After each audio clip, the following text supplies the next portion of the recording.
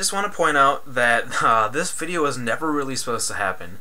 It actually originated as a review of the Hunger Games, but it kind of just derailed into this story/rant.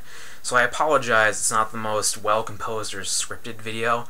The review of the Hunger Games will be coming later this week. I'm working on that. But, yeah, so here's the story. So I actually originally had seen the Hunger Games at midnight, and I'll be honest, the experience was unmitigated chaos. There was teenage girls and boys running around like idiots. Their mothers were equally as idiotic because they had just dropped them off at the door and left to go have a cocktail or something. So I was lucky to even get a seat. Now, the theater I was in was at capacity, and you could tell because it smelled like someone had urinated into a sweaty gym sock and filled it with baby formula. It was just unbelievably not good. And that's what happens when there's no air circulation and you have sweaty fat people in the theater. Anyways, that's not where I'm going with the story. I actually went to see it again on Sunday night because I wanted a better experience, which I kind of got. The first thing that happened when I was in the theater, now this is when the opening trailers were playing, so it was dark, and I just want to give you a warning: when you're walking into a dark theater, pick up your damn feet, and you won't end up like this lady. She had her arms full, she had, you know, her giant bucket of popcorn over here and her huge 2-gallon soda, and she's staring up at, what else would it have been? The Twilight Breaking Down Part 2 trailer. Not a care in the world, she's walking, looking up, and all of a sudden, she takes a goddamn faceplant. She didn't choose to step down on the step when she was going towards the front of the theater, and she fell, and there was just an explosion of popcorn and screaming and laughing because it was hilarious. Now, her husband didn't even bat an eye. He just sat there, didn't help her. Now, the woman to my right, she was an idiot because she stood up. Had the right idea until she realized what she would have been stepping into.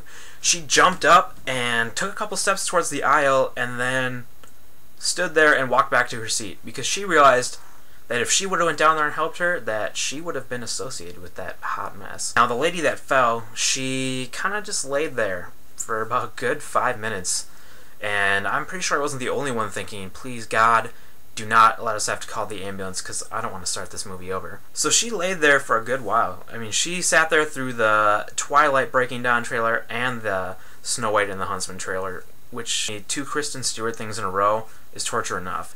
Now, for the real meat of the story, and this is probably going to offend some of the people that are watching this video who thought it was all about the actual Hunger Games movie, and I'm talking to you 11 to 16-year-old girls. If you're like me, you've had this experience before.